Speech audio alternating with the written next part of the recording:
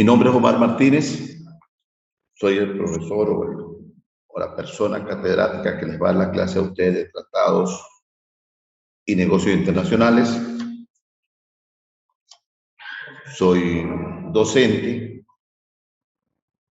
poco libre de ejercicio ya, poco litigo, me dedico más que toda la parte de dar clases.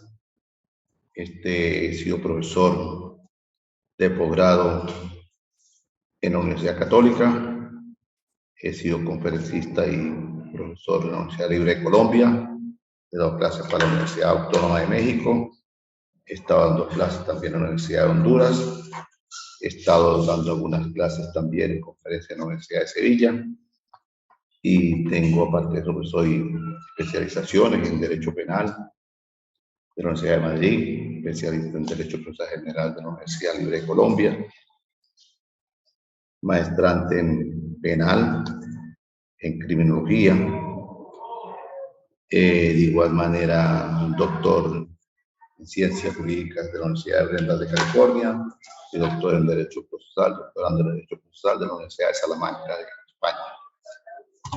He escrito un libro, tengo otro para publicar y ante todo pues me gusta la parte docente porque es la forma de uno poder intercambiar los pocos conocimientos que uno pueda tener, aunando los conocimientos de los participantes. En este caso, pues, con estas tres personas que he tenido suerte en tratar esta cátedra de Tratado y Negocios Internacionales. Voy a dar el derecho de palabra para que exista la presentación previa de los asistentes que estén en línea en el inicio de esta actividad. Y después utilizar la palabra. Buenas tardes, yo soy Yesimaoli Monzón, soy abogado, egresada de la Universidad Católica del Táchira, magíster en Derecho Penal y Criminología, egresada de la Unidad Centenaria de Aragua, y pues actualmente trabajo como delegada de Derechos Humanos del Estado Táchira.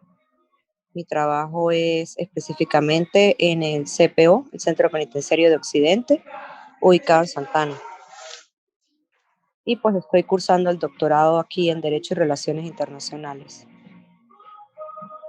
Yo no sé si yo a usted le di clase en maestría. No, en maestría no.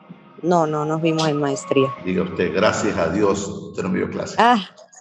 ¿Por qué? Bueno, porque algunos me tildan de que soy como muy exigente, ¿no? Y como yo he dado bastante clase en parte de maestría y pues, tengo una cantidad de personas que le he dado clase en muchos años, unos son jueces, fiscales, otros militares, otros funcionarios de propia investigaciones, un montón de personas por ahí que le he dado clase. Entonces, usted es de Santana.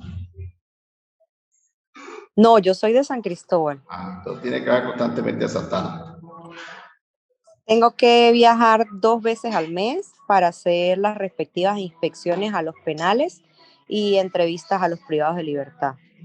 Mi trabajo es específicamente eso y levantar un informe mensual donde yo pues muestro allí las fotografías que tomo en los penales, la situación en la que se encuentran los privados de libertad, cómo está la situación allí, cómo está pues la parte, sobre todo si ellos de verdad cuentan con, o sea, se cumplen sus derechos fundamentales como alimentación, si tienen derecho a deporte, a la recreación, a la educación, al trabajo, todo ese tipo de cosas. Una pregunta, ¿usted eso pertenece a alguna institución o al Ministerio de Educación? ¿A qué pertenece el organismo que usted trabaja? Al Ministerio Penitenciario. Eso está ahí, eso es lo que tiene la oficina ahí al lado de la Fiscalía, de la Fiscalía General de aquí de Estado Táchira. No, el Ministerio Penitenciario específicamente en Caracas. Mis jefes están en Caracas. Ya, bueno, qué bueno. Sí. Eso es materia bastante larga de contar, ¿yo? Sí, Sobre el claro. sistema penitenciario. Es muy largo de contar ese tema porque cuando profundizamos en el conocimiento del derecho, vemos si son de criticar independientemente de la tendencia política o que quien gobierne, podemos hacer lo que llamamos el derecho comparado, y entonces analizamos una cantidad de situaciones que se viven y vemos dónde nosotros tenemos alguna falla y dónde tenemos algunas virtudes. Por lo menos tenemos algo en el aspecto en lo que es los tribunales de ejecución, que no hacen la función actualmente como jueces de ejecución, porque eso escapa de las manos de los jueces de ejecución. Hace muchos años atrás existía una mesa técnica que funcionaba allí en el sector de la ermita, y entonces allí pues se acudía para lograr el tiempo de redención, el tiempo redimido, el régimen abierto, todas esas cuestiones que gozaban los internos, pero eso ha ido, si se quiere hoy en día, se le da otro matiz diferente, y lejos de ayudar a una pronta beneficios, se entorpece un poco, en mi opinión, en mi opinión. Entonces veo que eso surte casualmente la problemática, porque de esos son errores o vicios que se vienen arrastrando desde que existe el proceso penal venezolano. ¿Por qué existe ese problema? Porque resulta que cuando la persona es llevada y es presentada en la audiencia preliminar, el juez de control que esté de guardia simplemente escucha lo que el fiscal pronuncia a través de un escrito que fue levantado por el cuerpo que tuvo bien hacer el auto de detención, hacer la detención de las personas. En nuestro país llama poderosamente la atención que lo único que no tienen aquí perecer en el parte de expediente son los escados, porque aquí todo el mundo tiene la cualidad de ser auxiliares de justicia y ser cuerpos investigativos. Entonces cada quien hace un informe, inclusive violentando las normas que deben existir para tal fin. Y no existe lo que se llama en otros países el despacho saneador, ni mucho menos existen los jueces de garantías, que son los que pueden sanear el proceso y decir, no, un momentico, este señor, por los delitos que está aquí, que se están imputando, pues puede quedar en libertad preventiva, de acuerdo, por supuesto, al tipo de delito en cuanto está en curso, o el tipo de investigación que está en curso, y de quedar en libertad cumpliendo un tratado. Por eso esta antesala para llegar a la inicio de la clase, a un tratado internacional que está suscrito por Venezuela, y que no data nomás sino el año de 1947, cuando se firmó el tratado con la Convención de Viena, donde se habla del derecho a la libertad. Y el derecho a la libertad es un requisito sine qua non, que es una norma constitucional, y a su vez está suscrita a un tratado internacional, y que es algo sagrado, que toda persona tiene el derecho a ser juzgado en libertad.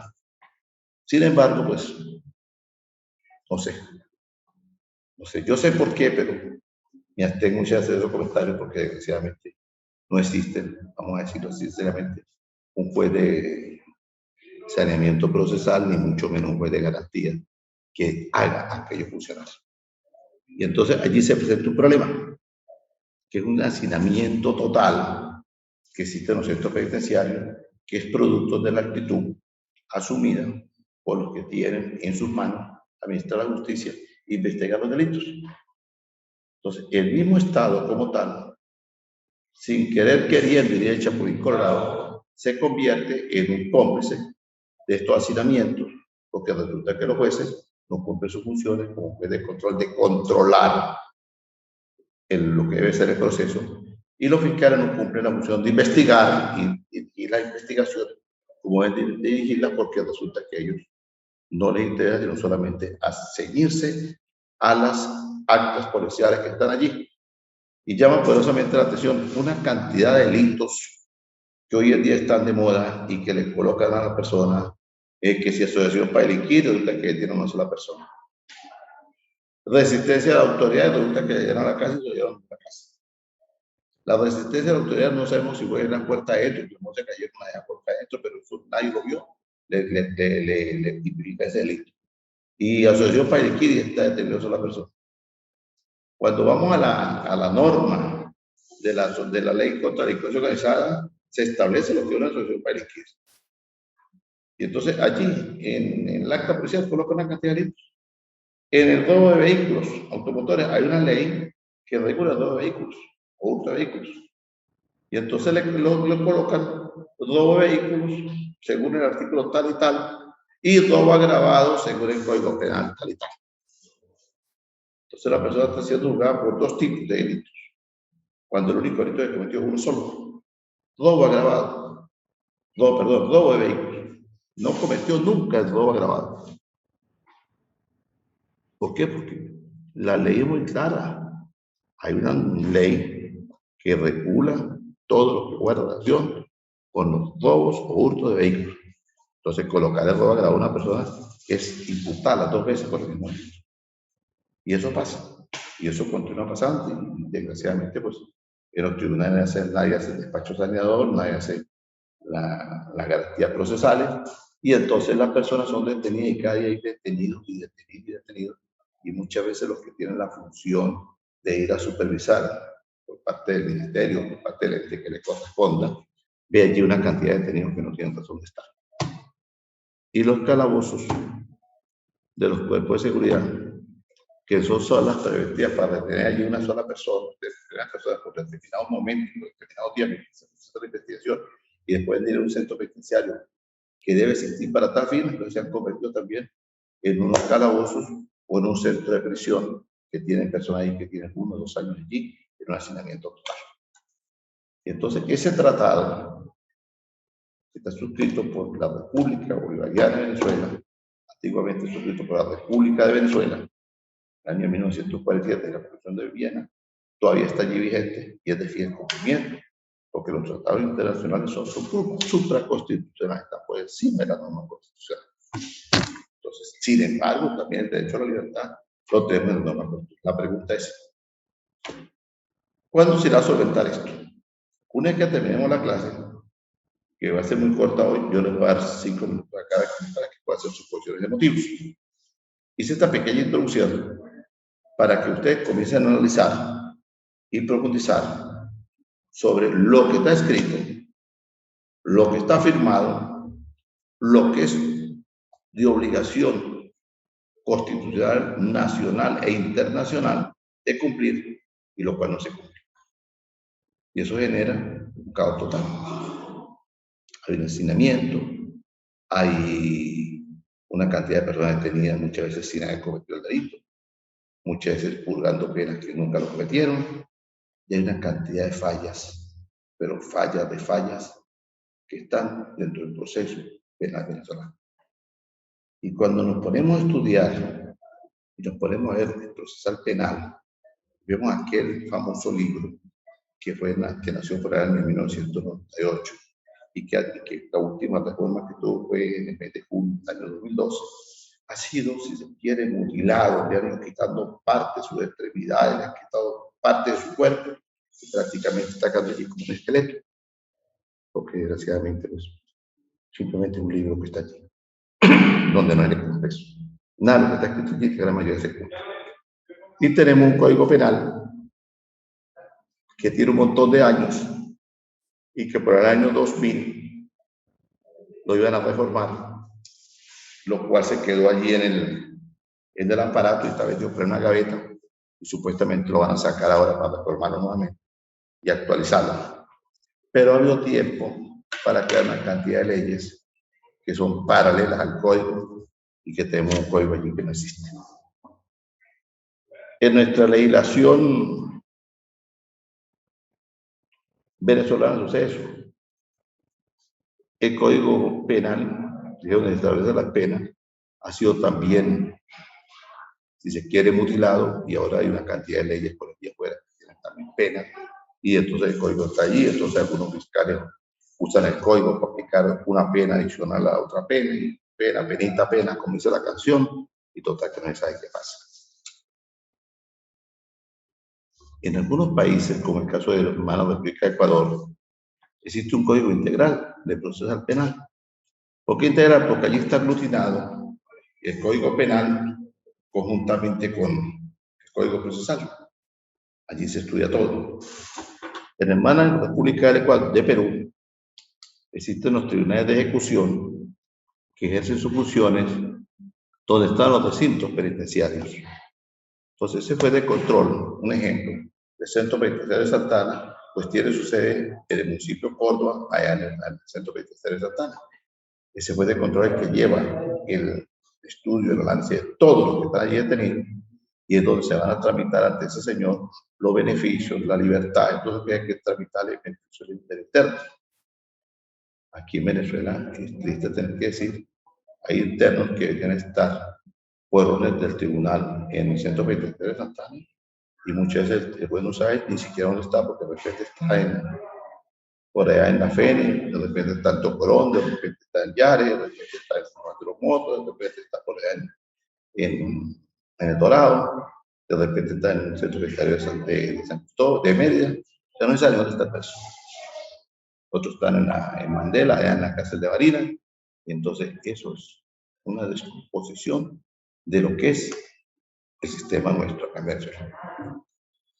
Los tratados internacionales, la asignatura que vamos a tratar hoy, buena relación también con esto que estoy diciendo, porque los tratados internacionales regulan los derechos humanos, los tratados internacionales regulan los derechos penitenciarios, los tratados regulan todo lo que tiene que ver con derechos humanos.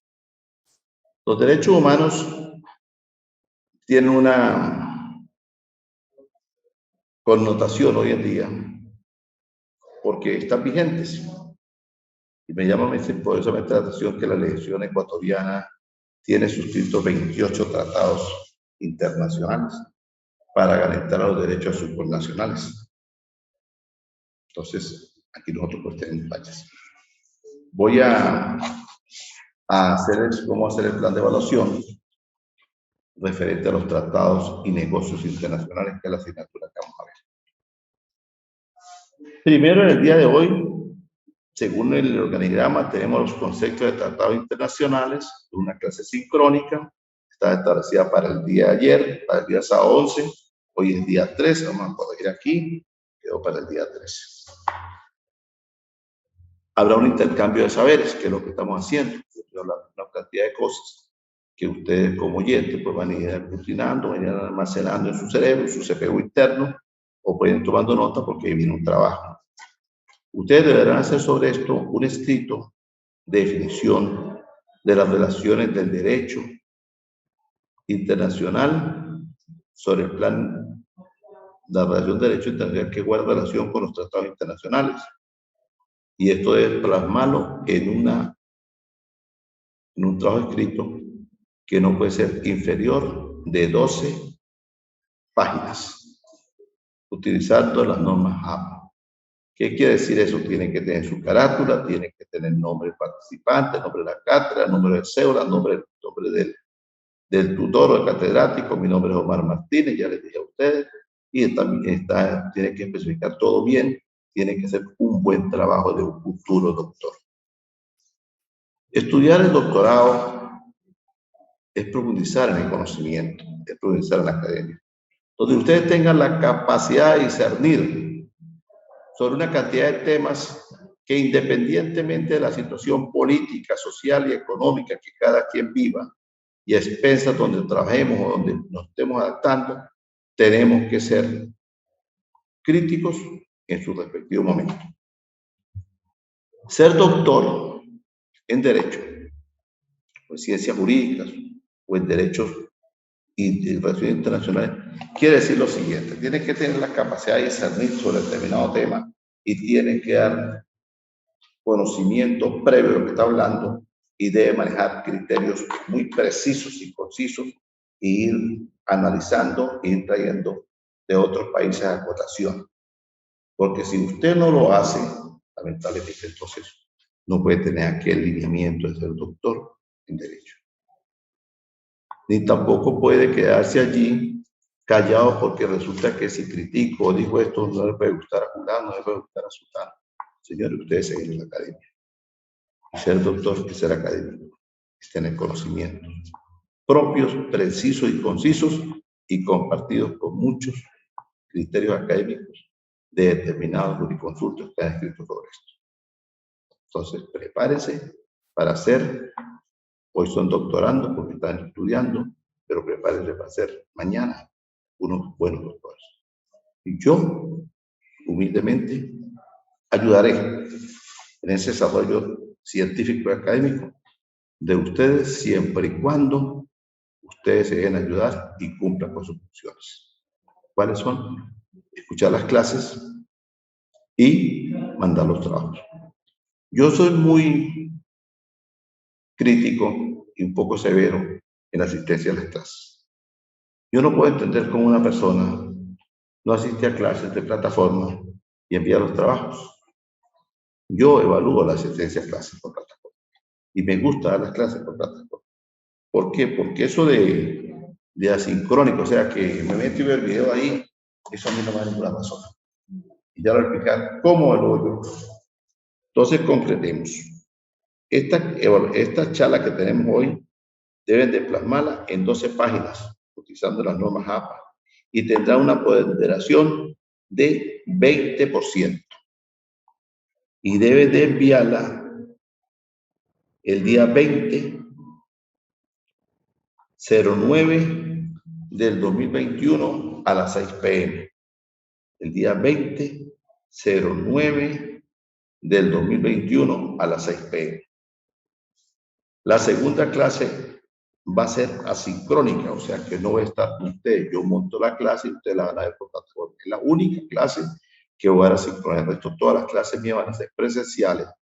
De allí la presencia, de allí la obligatoriedad de asistir a clases. Yo sé que ustedes están muy ocupados, pero no son sino 3 personas y tendrán que sacar su tiempo para esas clases. La segunda clase es asincrónica y allí hablaremos sobre los principios, los métodos de negociaciones y las soluciones internacionales. Y tiene una ponderación del 20%. Yo les voy a indicar el día que la vamos a tener. Y hasta qué día ese día debo decir hasta qué tiempo van a avanzar el trabajo. Esa clase también va a ser de 12 páginas, solo que yo les voy a dar por la plataforma. La tercera clase va a ser como la que estamos haciendo ahorita, sincrónica. Allí vamos a hablar sobre el manejo del conflicto, los procesos de mediación, sobre todos los tratados. Esa clase es un poco extensa y va a tener un 30% de evaluación. Y la cuarta clase va a ser los negocios con base a tratados internacionales y a normas constitucionales. Esa clase también va a ser personalizada como esta. Va a tener un 30% de porcentaje, o sea, las dos últimas van a tener 30 y 30, son 60, y las otras van a tener 20 cada una, la primera y la segunda. Esta cuarta clase, ustedes no van a enviar trabajos. Ustedes me van a enviar un video cada participante, o, bueno, puedo decir, un video de una duración de 20 minutos. En ese video, ustedes tendrán que hacer una exposición de lo que fue la primera clase, de lo que fue la segunda clase, de lo que fue la tercera clase, lo que fue la cuarta clase, y aparte dar ustedes unas conclusiones de recomendaciones y de interpretación que tuvieron con esa enseñanza. Recomendaciones que van a dar como futuros doctores y van a tocar el punto neurálgico de lo que se tocó en clase, qué ven de eficiencia y qué no ven de eficiencia y cómo se pudiera mejorar. En este video yo voy a observar, primero, el conocimiento que ustedes adquirieron, la capacidad de interpretación y utilizar la lógica, la capacidad de discernir sobre el tema, el dominio escénico que van a tener ustedes en el momento que puedan hablar a través del video. Es personalizado. Ustedes se ponen delante de la cámara y ustedes comienzan a hacer el video. Son 20 minutos. Esto lo hago con todos los alumnos, en maestría y en doctorado. ¿Por qué, apreciados participantes doctorandos? Porque resulta que se dan unas clases donde creemos en la buena fe de las personas que hacen el trabajo. Pero vamos a dar el beneficio de la duda que lo hacen. pero también tenemos el beneficio de la duda que no lo hacen.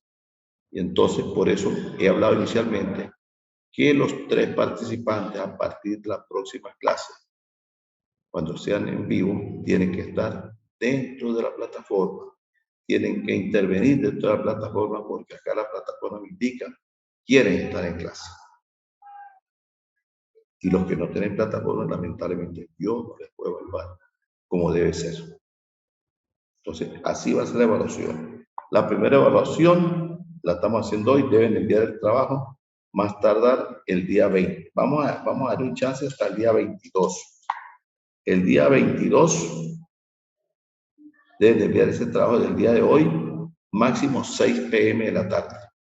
A las 6 p.m. de la tarde se cierra la plataforma. 12 páginas. Tiene que ser un trabajo bien presentado, hecho por un futuro doctor de la República. Los tratados, para nuevamente materia, los tratados, como decía, son supraconstitucionales, están por encima de la Constitución. Para tocar el tratado, primero tenemos que irnos a entender qué es un tratado. Y el tratado puede ser un tratado binacional, un tratado multinacional. ¿Por qué? Porque existen los tratados que se hacen entre un país o se hacen de diferentes países, lo que se llama en el derecho civil una litis consorcio, un montón de personas, en este caso una cantidad de estados de la República. Esos tratados son de fiel cumplimiento.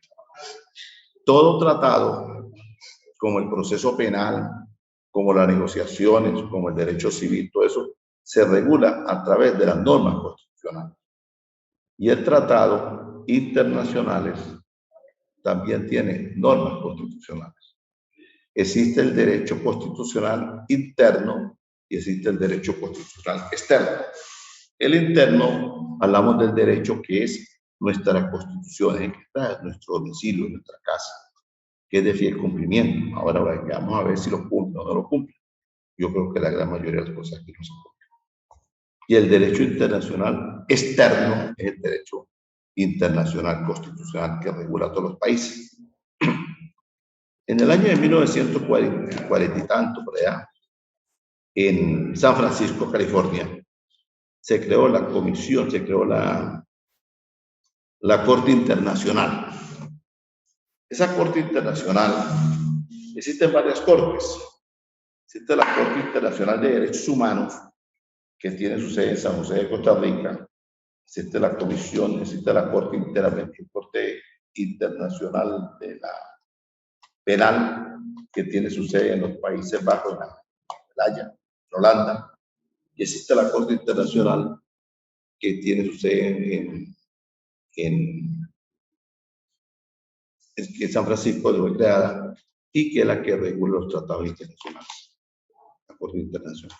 Este hay unos paradigmas de articulado que hace que la gente tiene que cumplir, tiene que enfocarse allí en aquel esquema. Pero hablar del articulado y hablar de cuándo se constituyó, cuántos artículos son, cuáles son los tipos de sanciones, eso se toca a través del derecho constitucional, que posiblemente lo van a ver posteriormente y lo verán quizás conmigo o con otro docente. Yo solamente les voy a dar un grueso modo de que esto se regula por la norma constitucional. Pero aparte de los tratados internacionales, también no solamente los estados suscriben tratados. Las particulares también podemos suscribir tratados de negocios. Y hay una cantidad de tipos de negocios internacionales que también forman parte de los tratados internacionales. Entonces, si vamos a hablar, hoy vamos a hacer un pequeño desglose de los tratados internacionales, para posteriormente, la próxima clase, hablaremos sobre el tipo de negocios internacionales que pueden hacer los países o los particulares, porque los tratados internacionales que tienen que ver con estados, los suscriben los países que tengan a bien participar en ellos, y que es una figura representativa, única y exclusivamente por una figura que es emblemática en cada estado. Esos tratados se suscriben a través, donde funcionan las cosas, a través de ser presentados ante el cuerpo legislativo principal, el cuerpo ejecutivo, que viene siendo el presidente de la República, el primer ministro, se lo presenta al Poder Legislativo, que viene a ser el Parlamento o Asamblea, como se denominen, y lo estudian. Y luego de ver que no se atenta contra el patrimonio, ojo, ni contra la soberanía nacional, dan el visto bueno para que ese tratado se pueda firmar, se pueda suscribir. Entonces, ese tratado se firma, pero quien ejerce la representación de la nación para ese tratado es la figura emblemática que tiene todo país, que se llama el canciller de la República. El ciudadano canciller es el que tiene la figura emblemática de la República. Por eso, cuando hablamos de los tratados de extradición, los tratados de extradición se dan a través de un pedimento que ejerce un fiscal de la República, del Ministerio Público. Puede ser un ejemplo. Hay algo que sucedió en un expediente en la sede de San Antonio del Táchira, pues allí el fiscal solicita la extradición de determinada persona que se fue a determinado país que está siendo recluido por la justicia venezolana. Ese expediente, ese tratado, ese escrito, se presenta directamente al fiscal general del Estado Táchira. El fiscal del Estado Táchira lo remite al ciudadano fiscal general de la República. El ciudadano fiscal general de la República se lo remite directamente al Tribunal Supremo. El Tribunal Supremo lo remite directamente al Parlamento. El Parlamento lo analiza, lo vuelve a remitir nuevamente al Tribunal Supremo de Justicia. El Tribunal Supremo de Justicia determina que sí hay derecho a hacer la extradición y se lo remite al Ministro de Relaciones Interiores, que es el que hace todos los pasos legales y hace todos los lobbies para lograr esa extradición. Así de sencillo es. Entonces, la figura de un requisito sine qua non es el ciudadano canciller de la República. Entre los tratados podemos hablar que existen tratados muy antiguos. El tratado más antiguo que existe es el suscrito por Mesopotamia y Umán. Mesopotamia y Umán hicieron un tratado por los años de 1300, de 3100 antes de Cristo.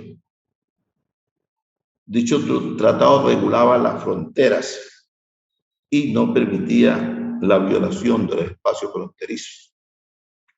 No obstante, en aquella época no existía un sistema jurídico ordenado de estos tratados o convenios, no existía una cantidad de letras allí, pero se firmó ese tratado entre Mesopotamia y Umán en el año 3100 a.C. para regular el espacio fronterizo, la soberanía de ellos, el espacio fronterizo, para que no fuera violado. Si aplicamos la lógica a aquel tratado que es el más antiguo, pues figúrate que se hablaba de no violar el espacio de cada país. Y eso actualmente existe. Existe a través de los tratados de soberanía. Soberanía de cada país se respeta y están los tratados del libre derecho de hacer valer los derechos de la soberanía y también el derecho de respetarla por el que esté al lado. Eso cuando se vulnera el espacio físico, el espacio terrestre, el espacio marítimo, el espacio aéreo, pues se violentan los tratados. Es cuando la fuerza pública, fuerzas militares pueden hacer uso de sus armas para garantizar la soberanía del país. Pero sin embargo, se hace primero aquel acercamiento de los ministros de Relaciones Interiores, se pronuncian porque X fragata, X tropa de batallones, cuadras de gente también invadieron el espacio terrestre, invadieron el espacio físico a través del mar, a través del aire. Entonces se hace nota de protesta directamente al país que agredió o que violó el tratado. Entonces se llaman los embajadores a conversar qué pasó y todo eso son cuestiones diplomáticas que se hacen. Pero es que eso se regula a través de unos tratados. Y los tratados de derecho internacional regula también que el Estado que es infractor dentro de su mismo territorio con sus connacionales, que muchas veces son violentados sus derechos, que muchas veces sus connacionales tienen que huir de sus territorios porque son invadidos por fuerzas que no pertenecen al Estado, fuerzas subversivas, fuerzas guerrilleras, lo que sea, genera una conmoción dentro de las connacionales y ellos tienen que huir. Entonces son delitos que se pueden catalogar en determinados momentos, delitos de lesa humanidad, porque se vulneran los derechos humanos a sus propios connacionales dentro de su propia soberanía. Entonces ahí también están los tratados. Y también están las cortes donde uno puede acudir. Está la Corte Interamericana de Derechos Humanos, donde se acude para pedir justicia por lo que ha pasado. Si no le hacen caso, si hacen caso omiso, donde acuda aquí, aquí o en cualquier país, acuda a reclamar aquellos derechos, entonces los remite, acude directamente a la Corte Interamericana de Derechos Humanos, donde la Corte Interamericana ordena aperturar investigaciones y puede sancionar al país, inclusive con indemnizaciones y una cantidad de cosas. Y de igual manera se puede acudir a la Corte Internacional de Derecho Penal. O sea, la cuestión es funcionar, es funcionar. La justicia está allí para funcionar. Pero para funcionar el hombre tiene que estudiar. La persona que estudia, que ejerce el derecho, tiene que estudiar. Tiene que estar preparado para poder hacer todas esas cosas. Porque como dice el proverbio, abogados somos todos. Pero quienes sirvan, creo que son muy pocos. Futbolistas hay muchos, pero los mejores son muy pocos. Entonces, hay muchos que juegan fútbol, pero quienes vislumbran y quienes hacen valer una marca y quienes son bien contratados y quienes son bien pagos, pues son muy pocos que son los que van cada perfeccionándose en este deporte. Y en determinados deportes sí pasa en el derecho. ¿El derecho qué se hace? Estudiar, analizar todas las cosas y tener la capacidad de discernir, la capacidad de asesorar a alguien, la capacidad de ir a, cuando vayas a un tribunal, a dar prácticamente, no una clase, pero sí dar a entender de que tienes el derecho a hacer las cosas bien. Entonces, ya hablamos del primer tratado, hablamos del tratado de que se vulneran los mismos derechos de los nacionales dentro de su mismo territorio. Son delitos de lesa humanidad que también están establecidos en acuerdos de tratados que están firmados por la República. La República violenta lo mismo que se firma, hablando de cualquier república. Puede ser Venezuela, puede ser Colombia, pero aquí estamos hablando de tratados internacionales y derecho y negocios internacionales. Igualmente existen algunos tratados que son muy antiguos. Tenemos un tratado que es el anglo-portugués. Ese tratado data de 1773. Se ha definido de forma frecuente. Fue ratificado en 1386. Esto trajo como consecuencia que Portugal es un aliado fiel del Reino Unido a través de este tratado. Y un tratado que no se pudo cambiar ni a través ni siquiera de la Segunda Guerra Mundial. El tratado sigue vigente. Ni siquiera se pudo cambiar en los conflictos napoleónicos. Un tratado que está allí vigente y se llama el Tratado Anglo-Portugués, que data de 1378. Está el Tratado de Marruecos y Estados Unidos, que data de 1776. Marruecos, como cosa curiosa, fue el primer país del mundo en reconocer la independencia de los Estados Unidos de Norteamérica, tras la firma de un tratado de paz que hizo con ellos y un tratado de comercio. Y eso fue en 1766 y hasta el día de hoy sigue vigente. Requiere cumplimiento entre los dos países. Tenemos también el Tratado de Candaigua de 1794. Hoy quizás este tratado no se considera ya como un tratado internacional, pero en su momento lo fue. Este es un tratado que se hizo con Estados Unidos y 6 naciones que participaron en el tratado. Tratado de Canandaigua. Ojo con esto. Tratado de Canandaigua de 1794. Es un tratado que se hizo entre Estados Unidos y 6 naciones más. Este tratado va a formar parte del esquema en que usted, todo lo que yo estoy diciendo es un tema que es fundamental. Solamente estoy dando el bosqueo de cada cosa para que ustedes profundicen y puedan hacer su trabajo de 12 países. Está la Convención de Ginebra, que data de 1864. Aunque el cuerpo legal que suele dar referencia dice que fue poco después de la Segunda Guerra Mundial que se dio eso. Algunos dicen que comenzó a funcionar a partir del primero, como en 1901 y después en 1929, a las puertas de la década negra que llevaría a Europa al desastre. Esa es la Convención de Ginebra. Esta convención fue muy famosa, donde se ven los derechos humanos, se ven una cantidad de cosas y se protegen, se regula y se protege. Tenemos también el Tratado de Andorra y Pariaje, que data de 1278. Andorra cuenta con unos sistemas políticos más singulares del continente europeo, dado que son dos y no uno los cargos que regenta la jefatura de Estado. Andorra es algo que guarda allí relaciones, si ustedes han visto, que se habla de los dineros que están depositados en Andorra, que Andorra puso la plata allá, que pusieron la plata en Andorra. Y bueno, ellos tienen una soberanía bastante fuerte y le hace valer muchas cosas. Esto fue la relación con el gobierno de Cataluña. Entonces, data de 1278. Está un tratado que es bastante cómico, que se llama el Tratado de las Tres Vacas, que es de 1375. El Tratado de las Tres Vacas es un tratado de paz que fue suscrito de paz de los Pirineos entre Francia y España en posteriormente lo trataron en 1805. Ese lo volvieron nuevamente a reafirmar. Esto se llama el Tratado de las Tres Vacas. Y está el Tratado de la Ley de Pensionada. Pensionada. Ese fue en 1841. La Ley Pensionada de Navarra puso fin a las instituciones propias del Reino Navarro durante la gerencia de Baldomero Espartero. Y es a partir del siglo XIX que desde el punto de vista técnico entra en vigor, pero es la fuente del derecho en la que se inspira el actual carácter foral de Navarra. Entonces, estos tratados que les he traído a ustedes para que los analicen, y les he dicho los nombres y las fechas que están allí, ustedes lo pueden ver en el video. Ustedes van a hacer un desglose de cada tratado, van a profundizar en cada tratado.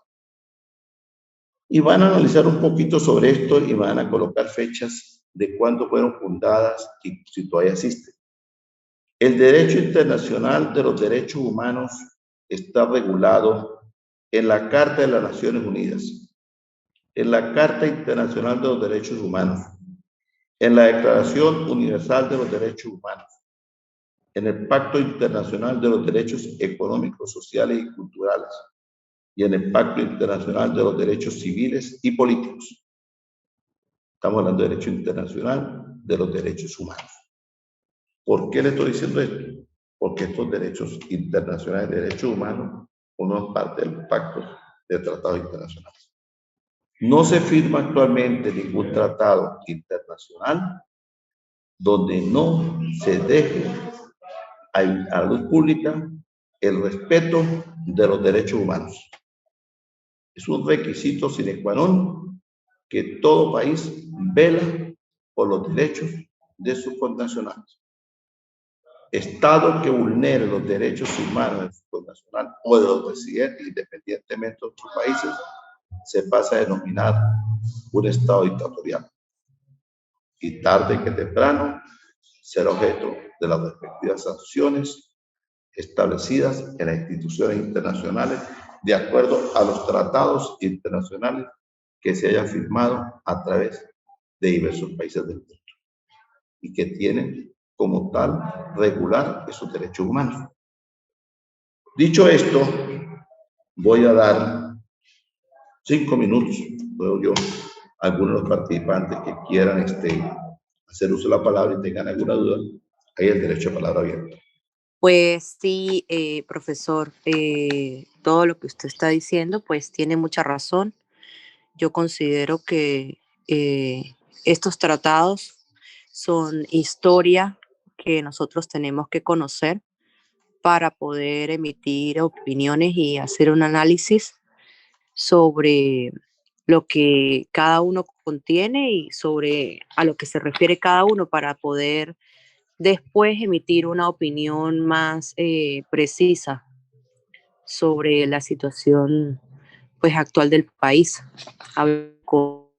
Usted habló de varios tratados, de varios nombres, dijo que todo tratado se regula a través de las normas constitucionales y que existe tanto el derecho constitucional interno como el externo. El interno consiste en el cumplimiento de la Constitución en el domicilio y el otro es donde se regulan todos los países. Están también una serie de cortes la Corte Internacional de los Derechos Humanos, que es la de Costa Rica, y la Corte Penal Internacional en La Haya. Además de otra corte que, como se entrecortó un poco la comunicación de su lado, no pude escuchar bien el nombre, pero más sin embargo, pues la investigaré para lo del análisis. Más que todo, pues el análisis es enfocarse sobre esos tratados, sí, analizar cada uno de ellos y hacer, revisando previamente su historia y haciendo como... Sí, yo le voy a hacer, perdone que le intervenga, cuando yo doy casación penal, yo no puedo darle a los participantes maestrantes de casación penal si no le enseño primero lo que es la historia de la casación penal. O sea, dónde nació la casación penal, por qué nació y cómo nació. Después entonces le enseño lo que son las constituciones, porque las constituciones que se establecen, no, Venezuela tiene 24 constituciones. Venezuela no tiene constituciones del año de 1811, después viene la de 1819, después la de 1821, cuando se crea la Gran Colombia, y ya Venezuela, perdón, se disipa la Gran Colombia, Venezuela sale aquel grupo de la Gran Colombia 1821, luego viene la de 1830, que fue definitivamente la separación de la Gran Colombia, después viene la de 1857, 1858, 1864, 1874, 1881, 1891, 1893, 1901, 1906, 1914, 1923, 1925, 1928, 1931, 1936, 1947, 1953, 1961 y tenemos la última de 1999. ¿Por qué le hago este recorrido? Porque eso hay que estudiarlo, tiene que estudiarse la Constitución. Entonces, ¿en qué va a radicar el trabajo? En estudiar la Constitución, hacer un poco de historia con la Constitución, ver cuándo comenzó la Constitución, y ya comenzaba ya los tratados, hacer ver qué tipo de tratados existían en aquella época, porque si bien es cierto, yo le hablé de un tratado muy antiguo, que hace 3.100 años antes de Cristo, que era el de Mesopotamia de Curumán, entonces le he hablado después de otros tratados de 300, entonces ahí vamos a hacer historia. En nuestra legislación vemos que en la Constitución de 1811 se firmó un tratado que era de repente, y va a sonar un poco medio chistoso, un tratado era la venta de la panela que existía entre Cúcuta y Sextornea, que existían tratados binacionales de permitir el ingreso, el tráfico de gente para allá y para acá, que no existía. Por eso los que estamos en estas fronteras, tanto en cualquier parte de la frontera, siempre tenemos alguna relación con el país de al lado, que si el abuelo, que si el abuelo, que si el parabuelo era allá, porque existía el flujo de personas para allá, el flujo de personas iban y venían, entonces existía la apropiación de un venezolano con un colombiano, una colombiana con una colombiana, así sucesivamente. Entonces tenemos raíces muchas veces del país más cercano. Y suele también surgir con Marruecos y los españoles, los isleños que se vinieron muchas veces para acá, para Venezuela. Los españoles dicen que son los canarios, que ellos tienen un poco de isla, pero tienen una isla más que isla Venezuela, porque aquí vinieron muchos canarios. Y entonces todo eso permitía esas cuestiones que hoy, por cuestiones independientemente de algunos intereses mezquinos y políticos, pues nos mantiene, si quiere, todo el mundo disgregado, y no debería ser. Porque yo no puedo entender, y no me entiendo cómo es la situación, que si el año de 1311, 3100 a.C., ya estaban firmando el tratado para respetar la soberanía, después de tantos años, entonces ahora tenemos que no podemos hacer un tratado de cómo aperturar una frontera. Mira, aquí hubo un tratado para tumbar un tubo. Parece mentira. Aquí existía un tubo que pusieron por allá en el puente que unía a Orope, Puerto Santander. Ahí pusieron un tubo. No se podía pasar ni para allá ni para acá. Estaba el tubo. Reuniones van y reuniones vienen con presidentes y cancilleres por el famoso tubo. Hasta que un día un teniente de la Guardia Nacional fue para allá con otro señor que vino de Caracas. Y cogieron una cizalla y cortaron el tubo y se solucionó el problema. Imagine usted. Entonces, claro. Entonces ¿en qué va a fundamentar el trabajo? Vamos a hablar sobre los tratados que yo les dije, cómo nacen los tratados, qué son los tratados, cómo se regulan los tratados a través de la Constitución. Les hablé que era supraconstitucional. Entonces, esas cositas que yo les hablé, ustedes pueden ir sacando a punta. La idea es agarrar la clase de lo que yo estoy dando. No estamos dando clase de pregrado. Aquí yo no voy a decir el artículo tal con el artículo tal, no. Aquí ya ustedes son abogados, son magíster, que es la categoría que tienen que tener para poder estudiar doctorado, y ya van a ser doctores. Entonces aquí no vamos a estar con esa retórica que el artículo tal, que la norma tal, no. Yo les hablo un grosso modo y ustedes agarran lo que tengan a bien tomar y lo van a consultar. Entonces, ¿cuál es la pregunta? ¿Cuál es la respuesta? Perdón. Les hablé de los tratados. ¿Qué es un tratado? ¿Cómo es un tratado? Se entiende por tratado que está suscrito entre un país con otro, entre varios países, son nombres superconstitucionales, la Constitución es data, de acuerdo al historial de 1811 hasta la de 1999, han sido suscritos diversos tratados entre épocas tales y tales, me mencionan aquí.